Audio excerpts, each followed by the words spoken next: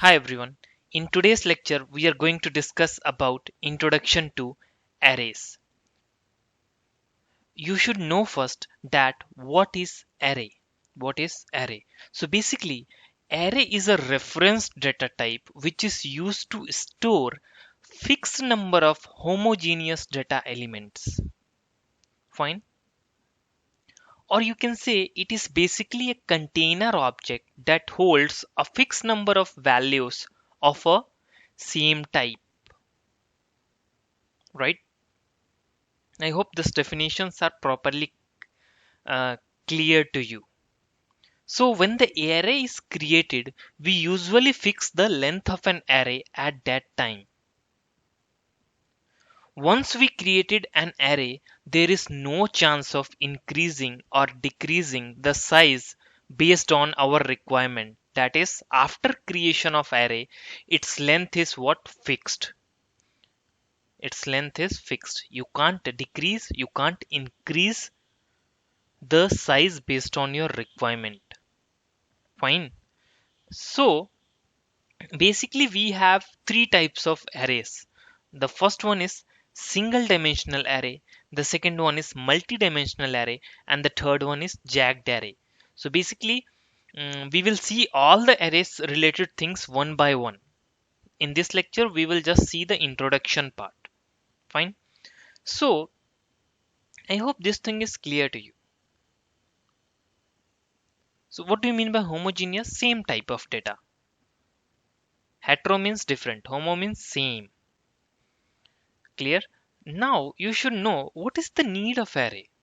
Why we are learning this array concept, or why Java people introduced this array. So, we have already seen that if we want to store multiple values of same type, then we have to create multiple variables. We have to create multiple variables because, see, if you declare a variable with primitive data types, then those variable will only allow to store single value but never allow us to store multiple values of same data type. For example, I have this variable int a.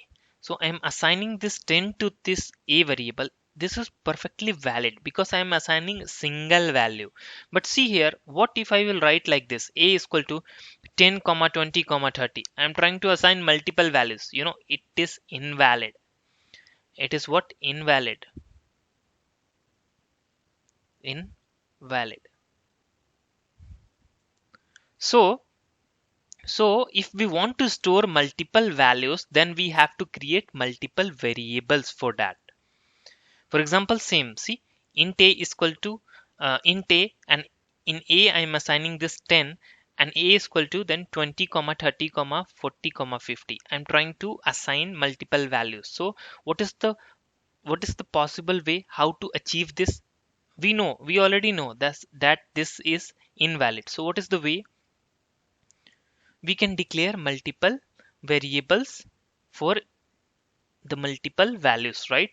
For example, for this 20 I have declared one int b is equal to 20. I am assigning the 20. Then int c is equal to 30, int d is equal to 40, and int e is equal to 50. So this is one of the possible way. But what is the problem with this way?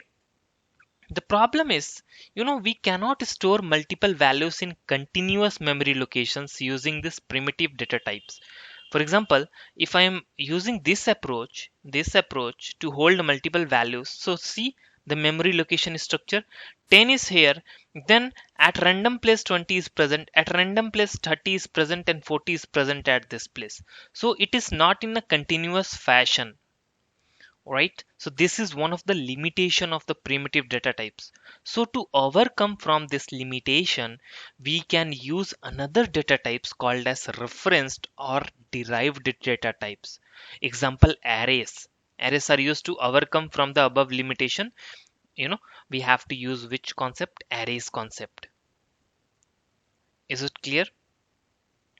So let's see next. So basically arrays will store fixed number of multiple values of same data type in continuous memory location. I hope this thing is clear to you now. For example, see this. This is an array. For now, forget about the declaration part and everything.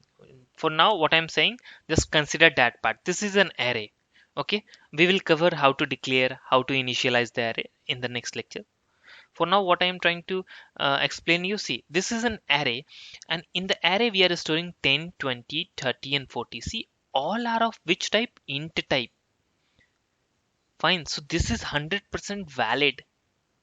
It is what? A valid case. Because we are trying to store this multiple values of int type in the int type of array, that is a. Clear? Now what I'm trying to do now, I have taken one another array, that is int b. So inside this I'm trying to store 10, then a string value Naveen, then 20, then 30. Do you think it is valid? No. You will get compile time error. It is invalid. Why it is invalid? Because these values are of different type. This is of int type, but this is of what? A string type. Not allowed to store in the array. If you want to store in the array, the values should be homogeneous. All the data types should be same. For example, in the first case, all these values are of what type? Int type. Int type. Is it clear? Fine. So array is for avoiding more number of variables and required for what? Grouping. Instead of creating multiple variables for storing the same values, same data type values, use this array approach. No, here also we are doing the same thing, na? Using this just one variable a, which is of what type? Int array type. So this is the purpose of array. And the another purpose is, in the real-time projects, we usually use array to collect similar type of values and to send all those with a single call from one method to another method, either as an argument or as a return value. This is another most important purpose of the array. Don't worry for now, okay? Just remember this point. When we will develop the real-time applications, then you will get to know the importance of this point, that what is array, how we can use the array in real-time projects. Is it fine? So basically this is all about for this lecture, that is introduction to what? Arrays. So thanks for your valuable time.